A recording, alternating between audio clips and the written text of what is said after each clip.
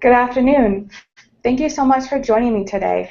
Today I'm going to be talking about active learning techniques that one can use in the classroom. This webinar is going to talk about a lot of different things, and I really appreciate you being here and listening to this. My name is Deanna Paglia, and I'm an English language fellow at El Centro Cultural Peruano Norteamericano in Arequipa, Peru. This webinar is sponsored by RELO Andes, which is located in Lima, and the U.S. Department of State. Right now, we're going to begin with the presentation.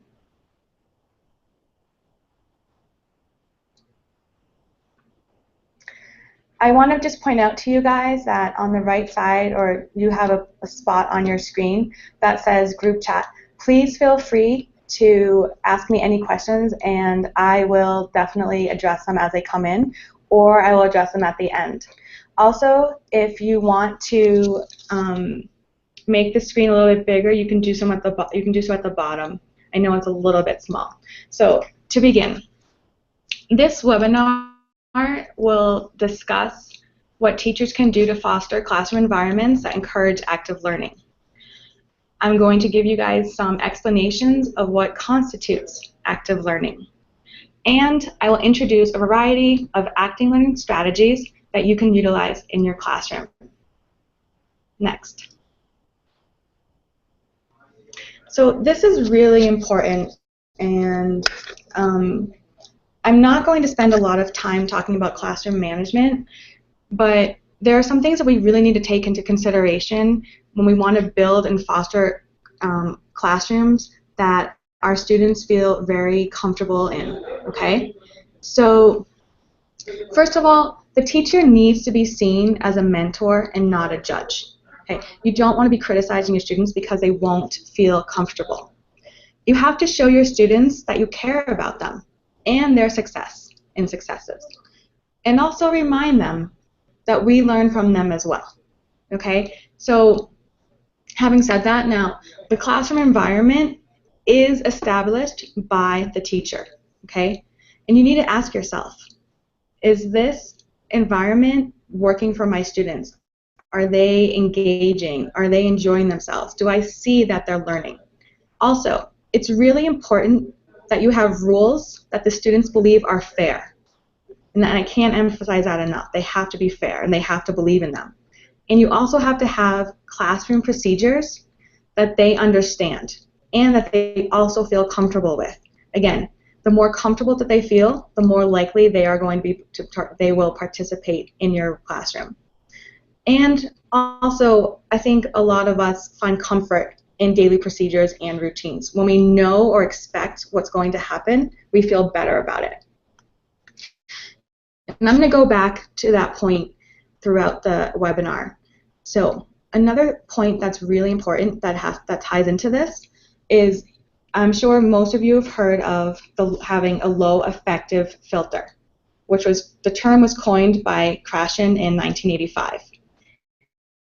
He's one of the leaders in English as a second language education. And low effective filter, or a low effective filter, is used to explain how emotional variables greatly affect one's ability to learn a second language. When it's high, students may feel stress, anxiety, even a lack of self-esteem and self-confidence.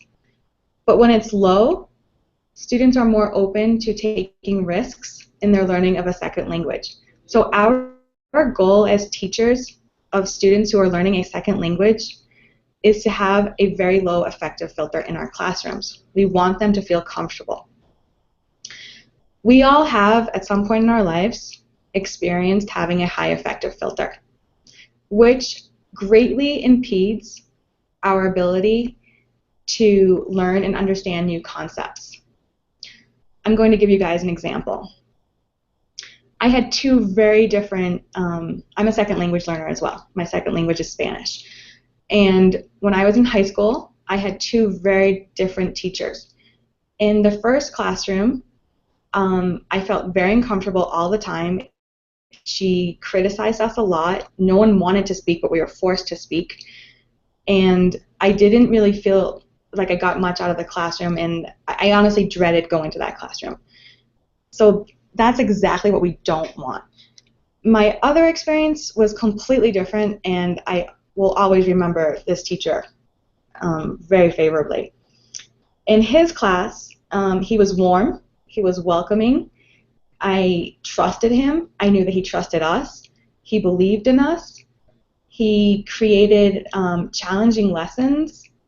And we knew that he cared about us being successful and that he didn't judge us when we made mistakes. And we felt comfortable enough with him to make those mistakes. And that's really important. The other thing is that he didn't give us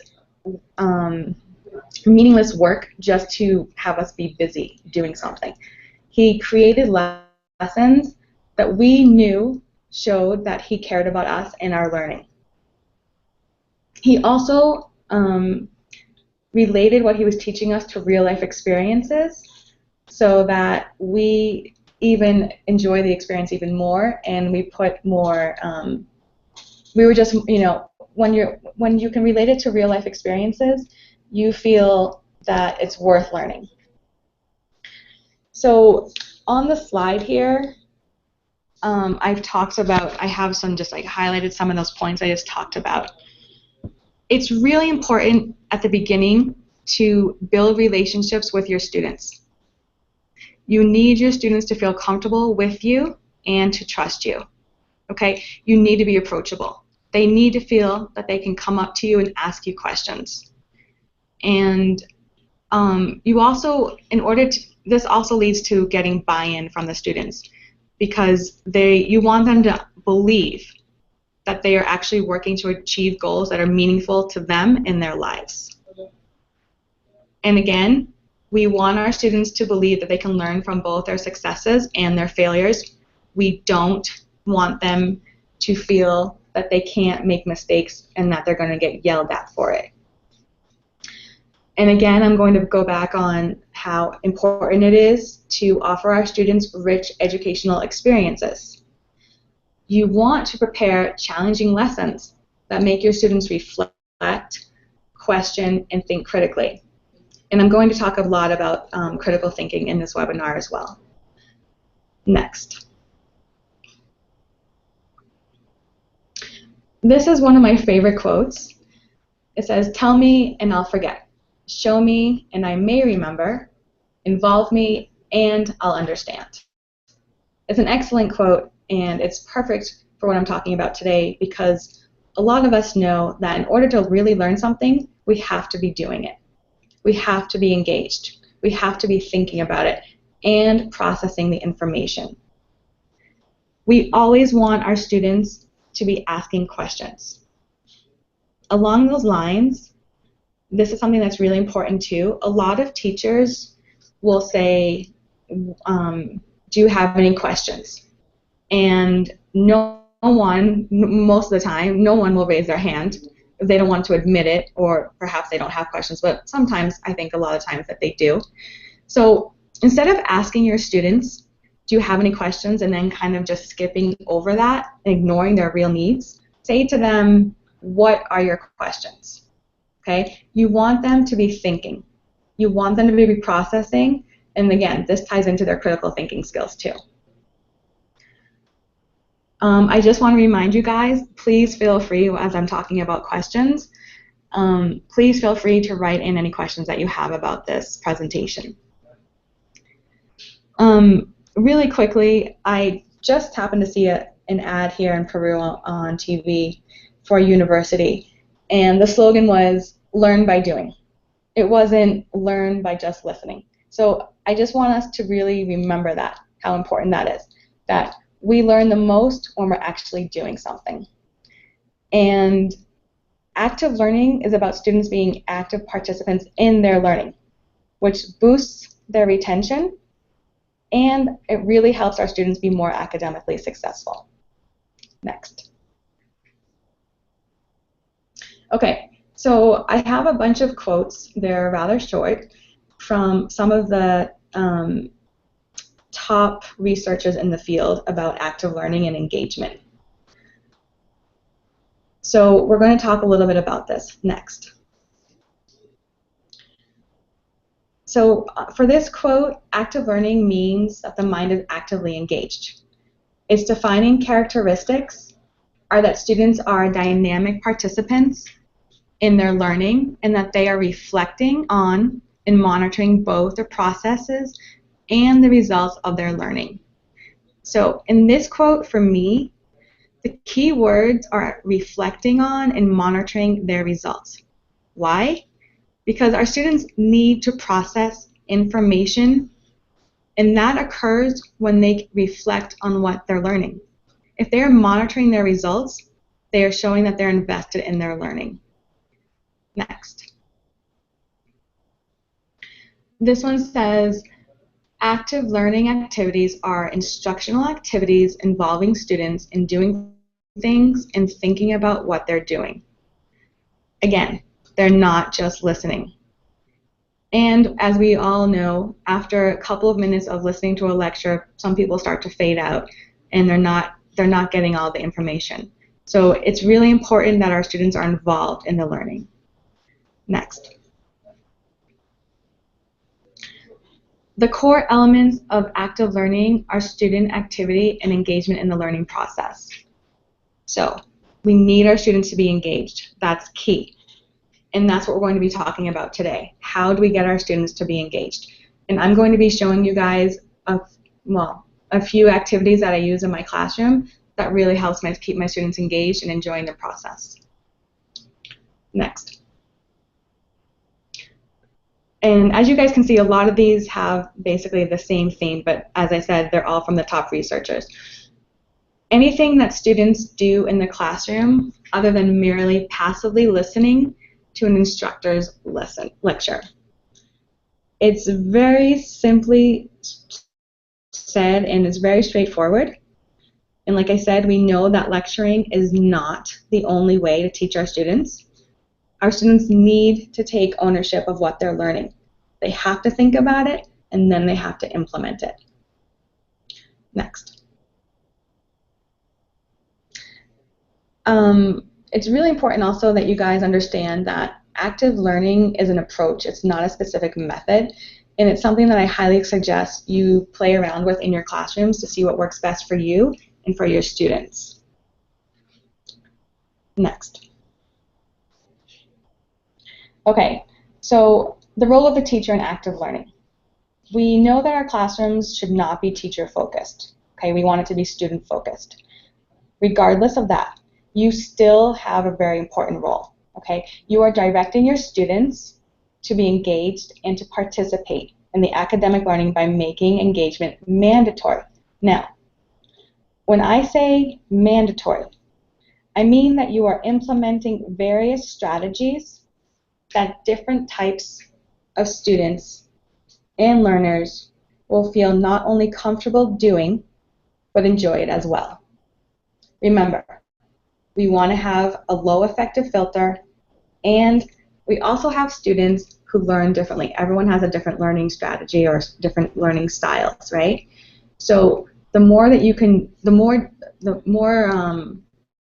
techniques that you have that different students are able to use and enjoy and learn something from, the better. Next.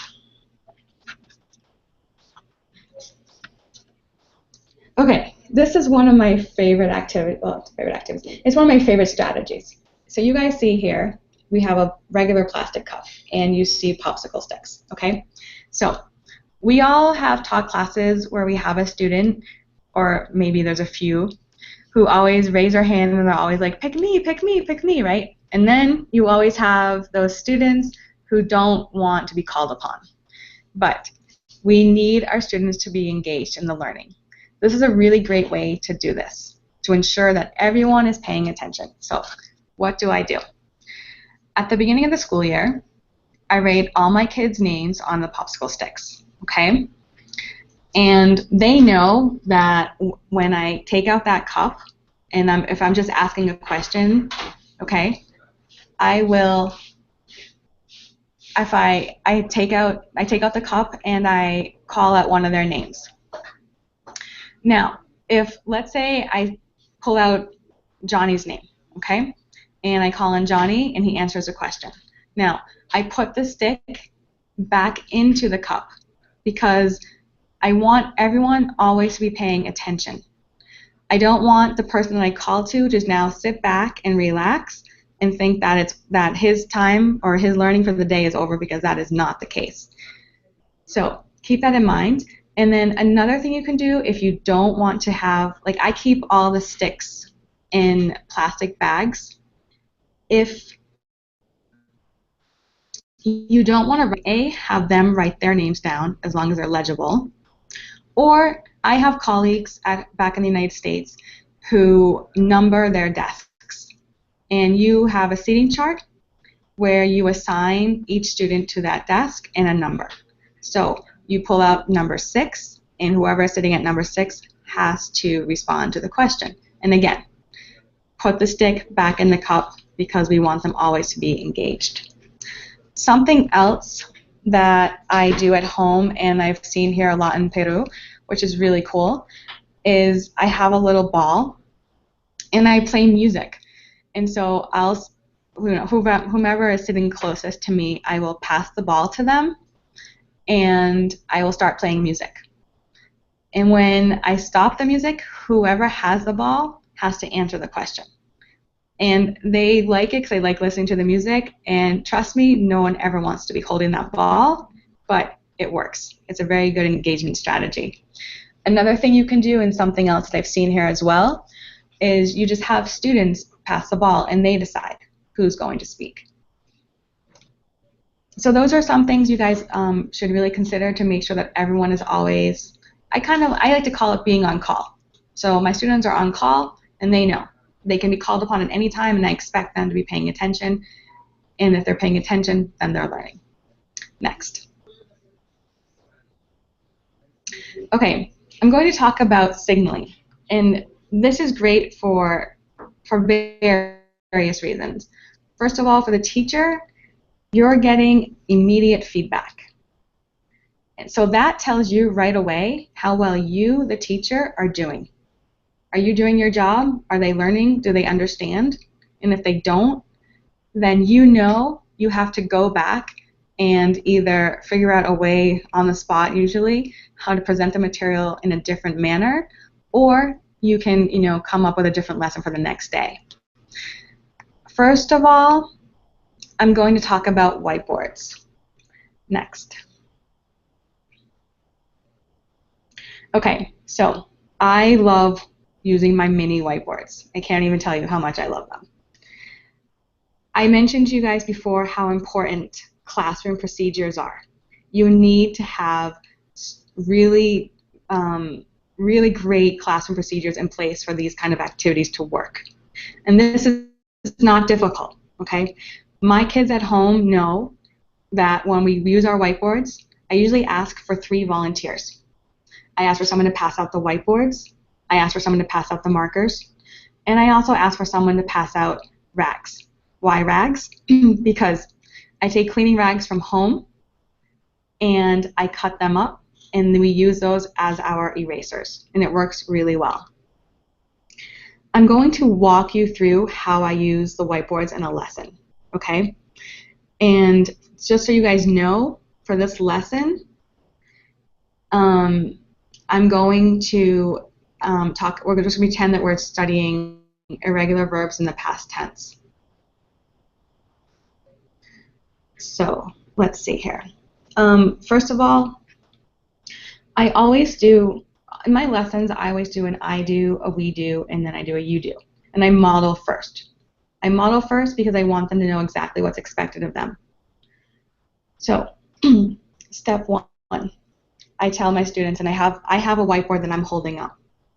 I say, if I were you and my teacher just asked me to write the past tense of to fly, I would write flew, and I spell it out. So I write F-L-E-W, and I hold it up and I show it to them. So they know exactly what's expected of them. And then I tell them, okay, and remind them, we're going to be reviewing some irregular past tense verbs that we recently learned.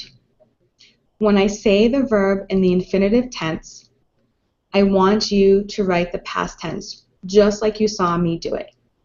I also tell them when to pick up their markers. They know that they're not sitting there drawing pictures or writing notes to their friends across the room. So step 2, I ask my question. For example, I could say, the past tense of to run is, and then I give them about 10 seconds to think and write their answers. I also tell them, it's okay if you don't know the answer, and I'd rather you just sit there and think about it. I don't want you cheating. Okay, something that I come across sometimes, you might want to say that. And then I tell them, on the count of 3, everyone holds up their board. So I'll say 1, 2, 3, and every single person in my classroom holds up their board. So this allows me to quickly scan the room and see the answers that they came up with. And I also, once I've scanned, I repeat the question. And we do something that we all call choral response. And I'll say to them, the past tense of to run is, and I make a gesture with my hand, and they all know at that point that they have to answer. Now, sometimes I'll say whisper it, sometimes I'll say yell it out. If you're teaching younger levels, you could say to them, yell it out in the funniest voice you have. They enjoy that, okay? But don't be afraid if the kids are yelling out and being loud. They're engaged, okay? It's not a bad thing. When you use the whiteboards, it's a great way to reinforce the material because they're thinking about it, they're writing it, and they're also saying it. And this is a great way to practice pronunciation. And for the students who are struggling a bit, they are seeing the answers around the room, and they're also hearing it. I know just by quickly scanning my room whether or not my students are grasping the material or whether or not I have to go back and reteach. You can use whiteboards for many, many, many different activities. I like using them to review for a test, and I also like using them for the we do part of my lessons. If most of the students have gotten the answer correct, or most of the answers, and they've answered them correctly, and there's only a couple who didn't, then normally the next day I pull a small group and I'll work with those students while the other students are working on something else, so I can catch those students up. And this is really important too for us teachers. Regardless of what you're practicing when you're using the whiteboards, have a cheat sheet for yourself so you don't waste time trying to think up new questions or repeating yourself. It helps, trust me. And also, I just wanted to throw this out there. If you don't have whiteboards, you could consider using plastic sheet protectors and putting in cardstock so that it's easier to write on, and then sliding in a white piece of paper. And again, having them use a whiteboard marker and an eraser. They work really well. Or you can also go to a store such as Home Depot or any other home improvement store and buy something called tile board. And it's called melamine finished hardboard. And ask them to cut it up into, usually you could do maybe 8 by 10 squares, and they work really well as makeshift whiteboards. Or if you need to, you could also use plastic plates. Plastic plates work really well with markers, and you can wipe them off easily. Next. Okay, so I'm sure some of you have heard of the signaling through the hand signals, okay? So my students, and this again really depends on the age group that you're working with. It works, in my experience, it works better with elementary through middle school, so basically 5 through 14 more or less. The older kids don't really tend to like it as much. That's been my experience. So when I ask a question, and I just quickly need to know if they're grasping the material, I'll say, give me a thumbs up if you understand, give me a thumbs down if you don't, and give me a thumbs sideways or shake your hand if you're kind of like in the middle of like, yeah, I get it, but not really. And that way, I just really quickly, again, I'm scanning my classroom, and they're telling me, without saying anything, whether or not they understand the concept and if I need to go back and reteach it. It works really well, and no one's being called out. Okay, so the shyer kids, they're more comfortable with things like that. Next. Okay, so here are some colored response cards. And again, I would suggest using this with elementary and middle, so up to 14 or so. What I do is I make a classroom set, and I have usually just red, yellow, and green. So when I ask them to hold up their cards, they know the red means that they don't understand. The yellow means that kind of maybe, but they probably need some more help. And then the green means that, yes, they understand the concept. And again, you can either have them hold them up, or they can just put them against, you know, I don't know, like right against their chest or whatever, so that you can see, and that so that not everyone's seeing, so that they don't. You don't want them to feel uncomfortable. You want it to be something that you can see really quickly, and you don't want the kids who are holding up the red ones or the yellow ones to feel badly. I would suggest if you like this idea and you're going to use them, then make a class set, laminate them, and you can keep them, punch a hole in them and keep them together with string. It works really well. And you'll find really many ways to use these cards. You can ask true-false questions, even like when you're reviewing for a test or something like that. They work really well. Next. Okay, graphic organizers. I'm sure most of you are familiar with these, and I'm going to talk about two of my favorite. The reason why I love these graphic organizers, well, all graphic organizers, is because the students know that they have to produce something. Okay? So the first one we're going to talk about are our KWLQ charts. Okay? In my ELL classes, my English language learner classes, I use KWLQ charts when we're studying a new cultural topic or when we do a short reading. Next. So I like them because, first of all, when we're talking about, I like first of all using these because they have to think about what they already know. Okay, we're building upon their background knowledge, and then what they're curious about learning, and then the process of what they've learned and using their critical thinking skills to ponder what else they're curious about and what else they want to know. We always want to make our students curious about learning new things. By doing the K, so what do I already know, students realize that they know something about the topic. Okay? And this is also building self-confidence, which is really important. We always want them to believe in themselves. Moving on to the W. The W is for them to realize that there is always more that they can learn. It's okay if they can't write a lot about what they want to know.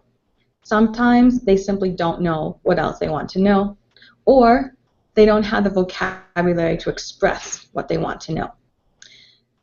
In those instances, I usually give them about 30 seconds to complete that part of the chart.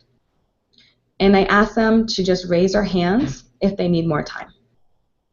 And again, it's something you'll fill out with your kids. You'll see.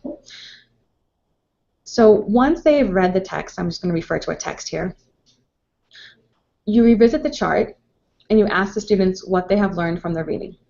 Okay? That's where the L comes in. So they're going to add the new information that they learned in the L column. This strategy helps students see that they can control even complex subject matter. So the more in control they feel of their learning, the better they're going to feel about it. We don't want them to feel intimidated by anything, because we want them to always believe that they can learn. And the Q is one of my absolute favorites because they have to use their critical thinking skills.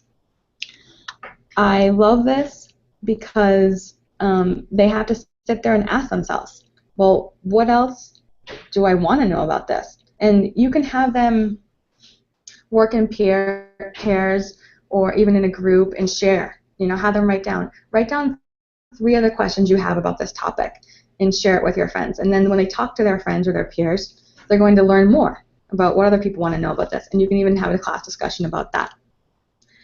And like I said, especially with the older ones, if they have this paper, they know they're responsible for filling something out and passing something in. So you're keeping them and you're holding them on task. Okay? Next. Okay, this is one of my absolute favorite vocabulary activities. It's called the Frere Model. And you can look it up online, and there's a million different templates that you can use. I chose this one because it's a word that a lot of our English language learners need to know, but it's not probably not so much a very common word that they learn at the beginning. So, as you can see, the Frere Model has basically 5 sections, but the 5th section is always the word in the middle, okay? This is great for all levels, and it's a great way for them to take ownership of new vocabulary, and it also works really well as a way to review, not just memorizing definitions. This instructional strategy promotes critical thinking and helps students to identify and understand new vocabulary. You can adapt it to have them do it in class with a partner or even by themselves. It's great because students access prior knowledge to build connections among new concepts, and it also can create a visual reference, which helps some students really learn more. Okay, so and you guys can see in the top left corner, it says definition. Now, I usually have them write the definition in their own words. Okay, going across to the top right, you have characteristics. In that square, they can write down facts about the word. They can write down, here we have some synonyms, or they can even draw pictures, whatever they want, whatever they feel most comfortable with. In the examples and non-examples part, it's exactly what it sounds like. You want them to think. Okay, so this is where our critical thinking comes in. You guys can see here we have a sapling, a young tree. A sapling is obviously very pliable, very bendable. We have some silly putty, which again, same thing. And we have a pink eraser. Again, it's very pliable. Next to it, we have our non-examples. So they have to think, what is the exact opposite of what I already have? We know that a desk is not bendable, a glass isn't, it'll shatter, and a wooden ruler isn't either. If you are afraid that this is too difficult for your lower levels, I suggest that you give them a piece of paper, that you can even give them like synonyms and antonyms that they can cut out and paste. You can give them pictures from magazines or newspapers, and again, have them paste it in. And if they perhaps are working in pairs, then that'll make it less stressful for them too. But this, trust me, it is a great activity for all levels. And for my higher level students, I have them write sentences about the words.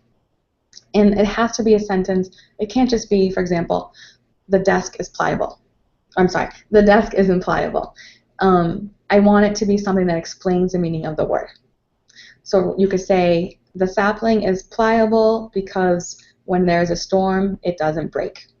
I mean, that's a little bit perhaps, that's wordy, but you see what I'm saying. Okay. I also would suggest, so when you're using a Frere model, I would use it for a text that you're going to be reading in class. And I would select or pre-select a list of key vocabulary from a reading selection from your text. The Frere model should be explained, and this graphic organizer or some form of it should obviously be provided to each student. Again, that can come in your classroom procedures, because I actually have my students make their own Frere models with a white piece of paper, and they know now how to make it. And again, you can find those, it's really simple. You can find how to do that online. And like I mentioned before, students can work alone, in pairs, or you guys can do this as a class. And it's also really important, I always give them you have here an example, I always show them an example of what I want every single time. I model what I'm expecting so that they know. And you're raising your standards, but you have high expectations for your students, okay?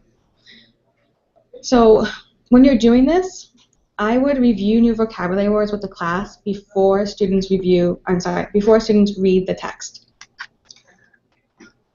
I would have students read the assigned text and complete the 4-square chart of each concept of the Frere model.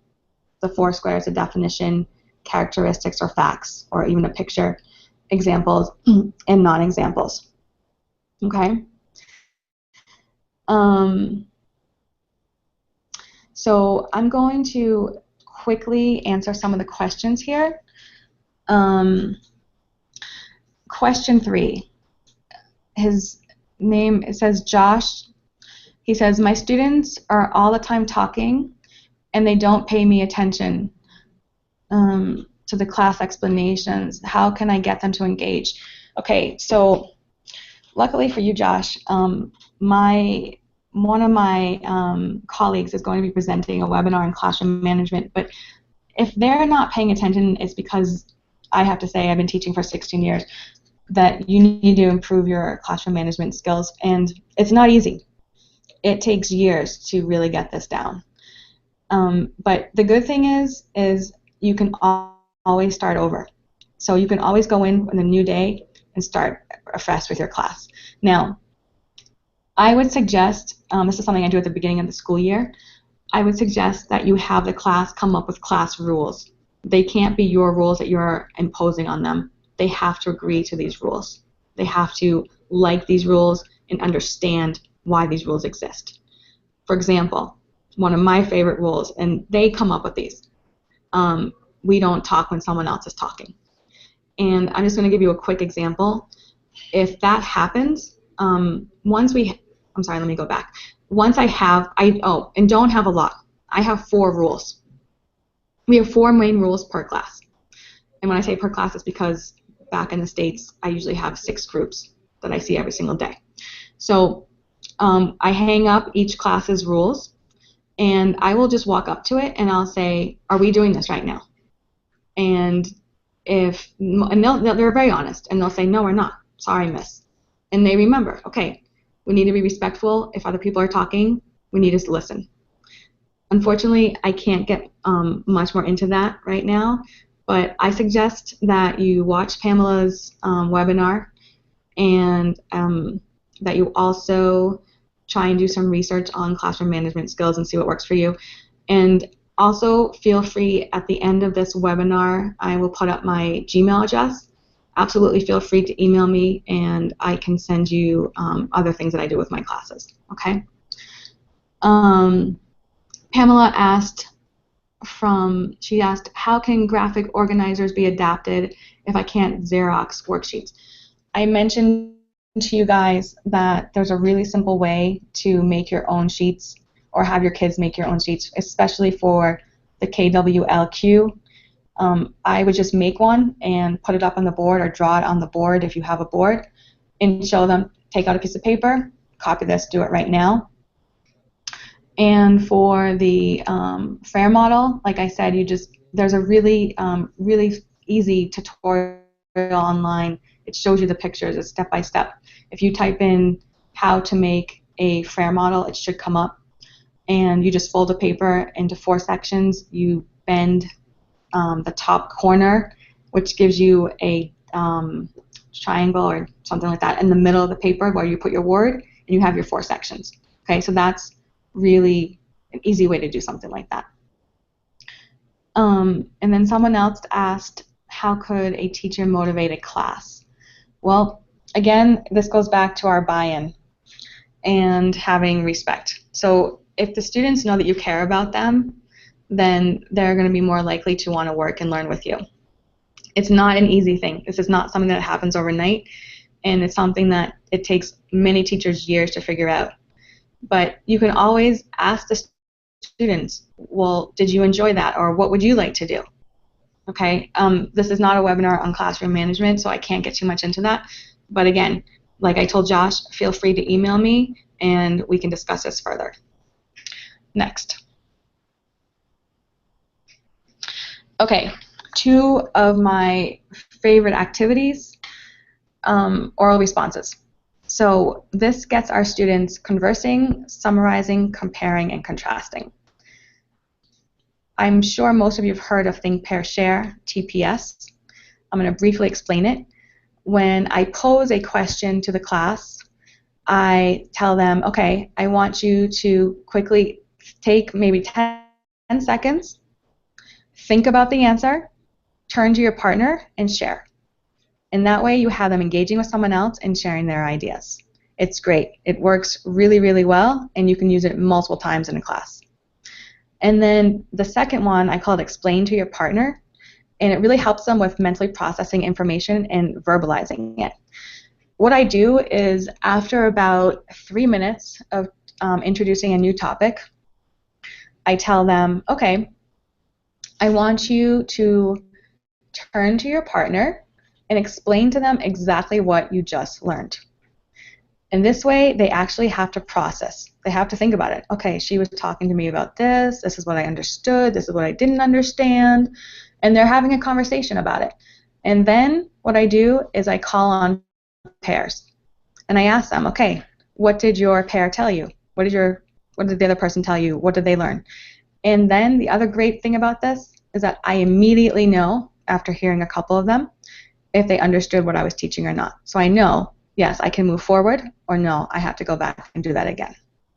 Try it. It's great. And remember, we learn a lot by teaching others. So when they're talking to their partners and explaining things, they're also teaching. Next. Okay, you guys, I apologize for how small this is. I'm sure you've heard about 1-minute papers or quick writes. And again, these are really great. It's a really great strategy to help your students process what they're learning and use their critical thinking skills. It also gives you, the teacher, immediate feedback, again, like I already mentioned, about how well you're doing. Okay, so my 1-minute papers. I use them at different times during the class period. At the beginning of class, I'll say to them, okay, you guys, take out a piece of paper, and for 1 minute, and I will time them, write about what you learned yesterday.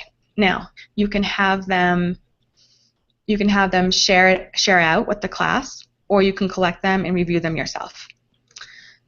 During the class, I will say, what did you understand from this lesson? And again, they have to write that down. And this is a good time for them to share out, so you know if you can go on or if you need to go back and reteach. At the end of class, I say to them, write down any questions you have from today's lessons. Or you can also tell me about an activity that helped you understand today's lesson and why. Now, when I do that, I take those home and I study them. Okay? When I have, let's say one question comes up over and over and over again, then I know that I have to address that question the next day, the beginning of class. And I am also getting feedback about what kind of activities that I'm doing that work and that they like. Exit tickets. These are something that I make beforehand, and when there's about 2 minutes left of class, I pass out little pieces of paper, and I do a max of 3 short, simple questions about what I taught that day.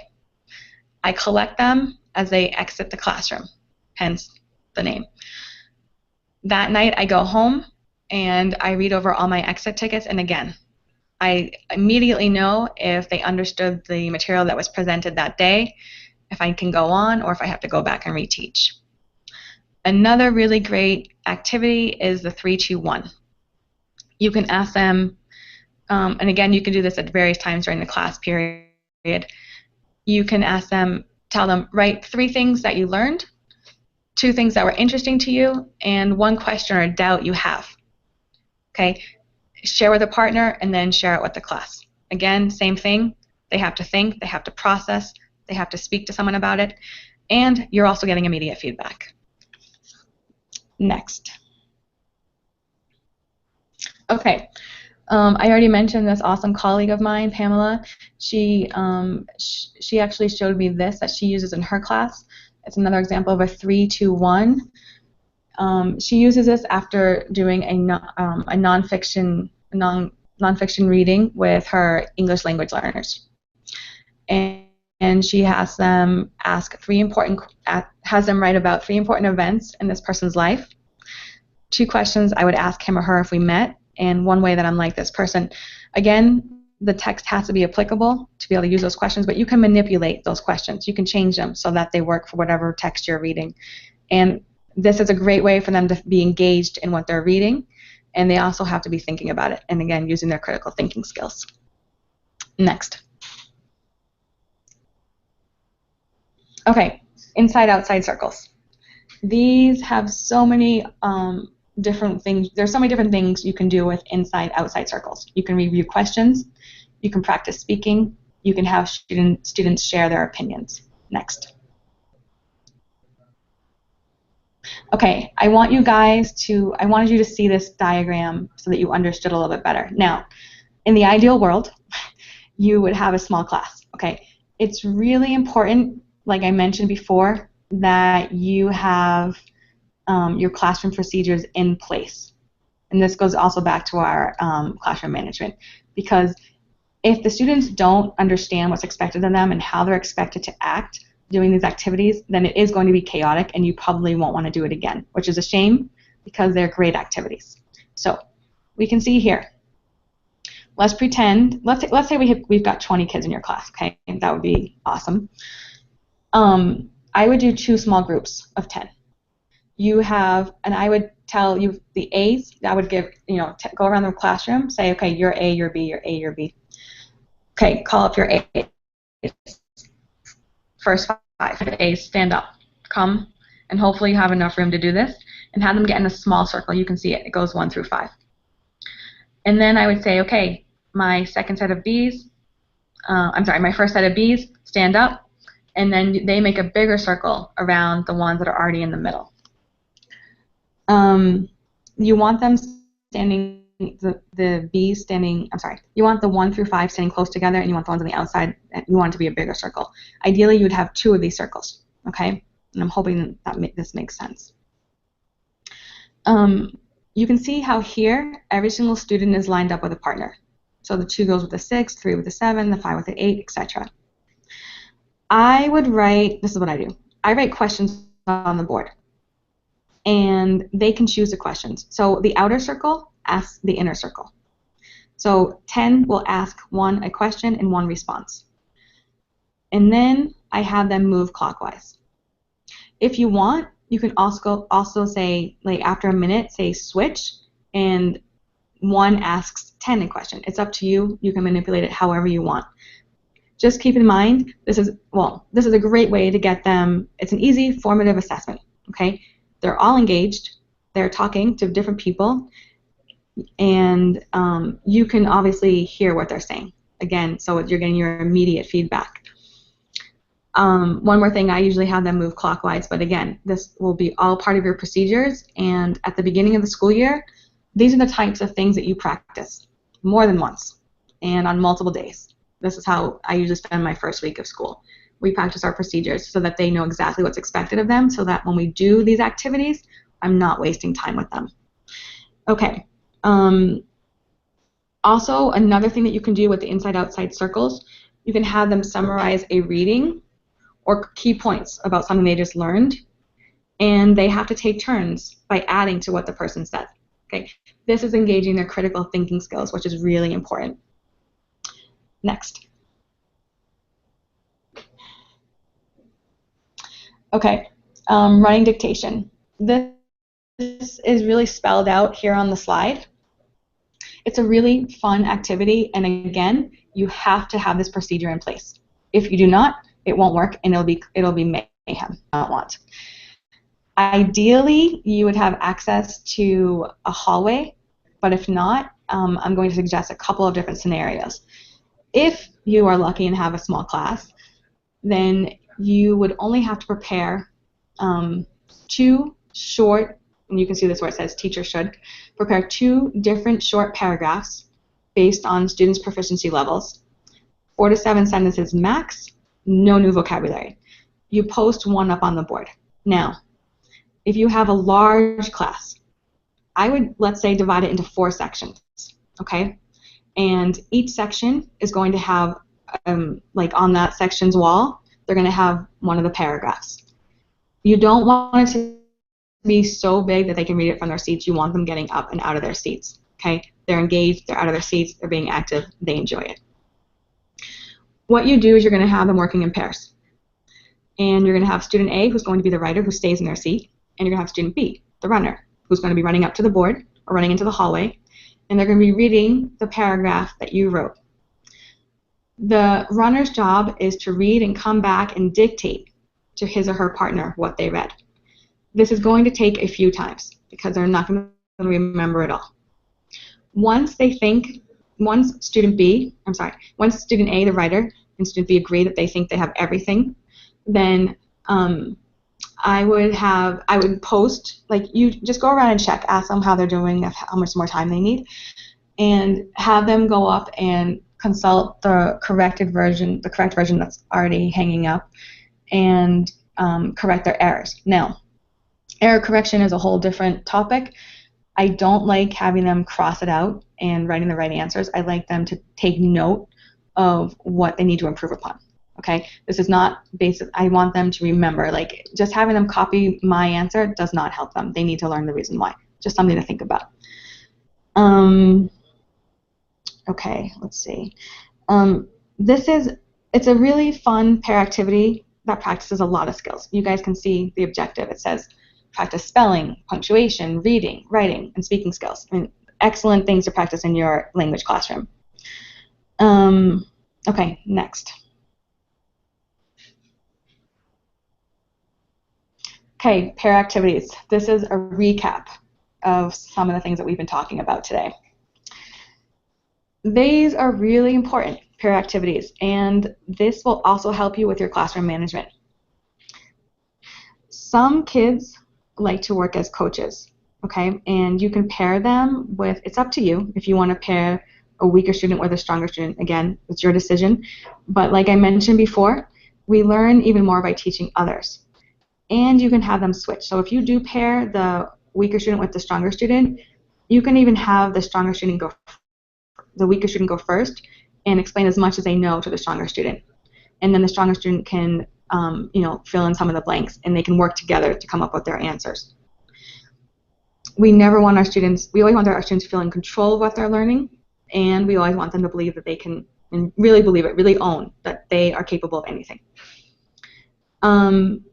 Let's see. So with our pair activities, as you can see here, it says everyone receives feedback, support, clarification. Okay, when you're working with a partner doing your think, pair, share, when they are doing any of the activities I actually talked about today, the more time that they have to think, the more reflection.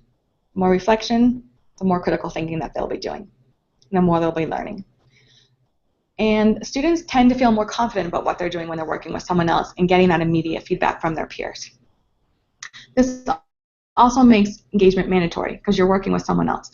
Students don't like to be, have to be the person that the teacher comes over to tell them, hey, you need to start working with so-and-so. And another great thing is students are more likely to compare and contrast their answers with their peers' answer. And again, we're using our critical thinking skills, which are crucial. And the teacher, once again, gets immediate feedback on their teaching and their students' needs.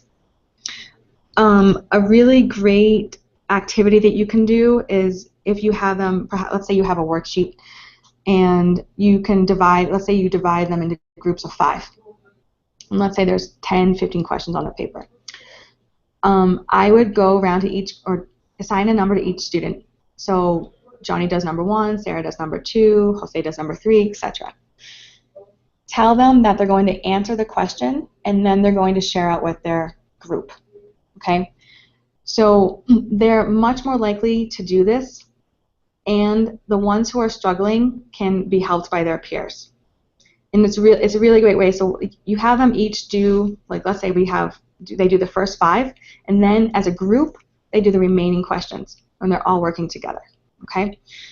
One other thing that I do is popcorn reading, where they're reading a text, and this is in order to ensure engagement. I ask Sarah to start reading, and they know, again, this is something we've practiced, they know that once they are reading, all they do is say popcorn, and then they say a student's name. So Sarah's reading, she reads for maybe, I don't know, 15 seconds. She says popcorn, Jose. And then Jose has to start reading, and he continues with popcorn and someone else's name. They all, like I mentioned before, all your students are on call. Okay? They know that they can be called upon, and they have to be ready to respond. Next. Okay, so this is an awesome quote. Learning is not a spectator sport. Just I wanted to sum this up for you guys. We don't, well, specifically with sports, right? Sitting on the sidelines and watching, you don't learn as much as when you're out there practicing on the field. Same thing is true in our classrooms. Our kids have to be practicing, they have to be engaged, and they have to be thinking and asking questions. So we're getting short on time, and I'd like to ask you guys to, we're gonna go to the next one. It's a really quick poll on the next slide. So it's really simple. The directions. If your answer is yes, type A in the chat box. If your answer is no, type B in the chat box. So hopefully you guys will partake in this right now. Number 1, do you already implement active learning techniques in your classroom on a daily basis? Again, if you do, please send in the letter A. If you don't, send in the letter B.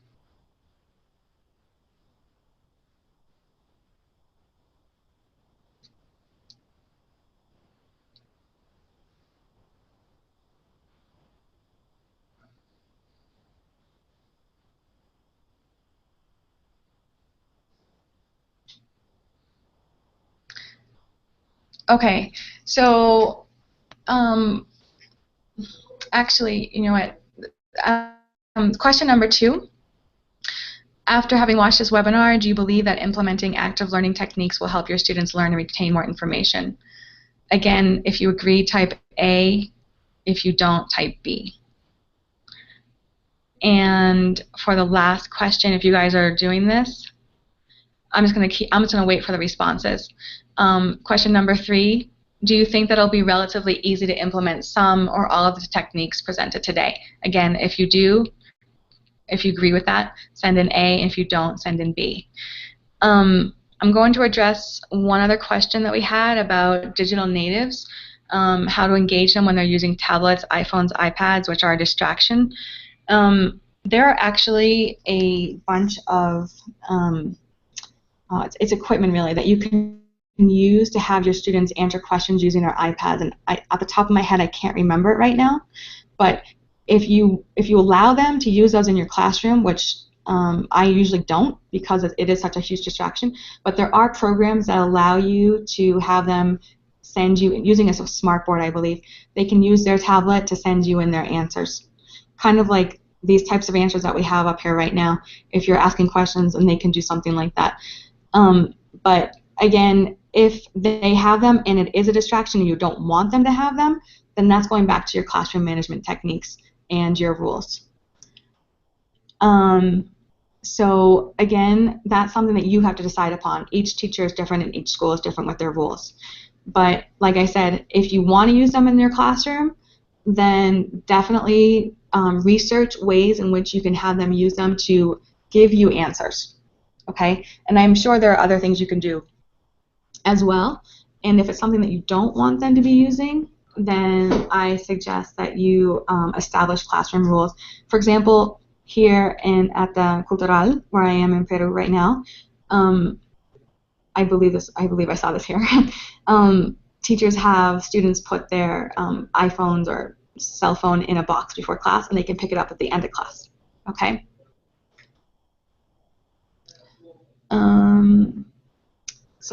And I'm willing to take more questions right now. So if you have any more questions, please type them in. Pamela asked another great question. How do you start using these strategies when designing a lesson? I like to do backward designing of my lessons, and when you're designing your lessons, think of ways. Think of what was presented here today, and if you want, you can email me, and I'm happy to share it with you as well, this presentation. Think of ways that you can easily interject these into your lesson. Say, okay, so today we're going to be, reviewing vocabulary. I could use the whiteboards, or I could use, if I need to just quickly assess how they're understanding something, and if they're younger, like I said, I could do thumbs up, thumbs down.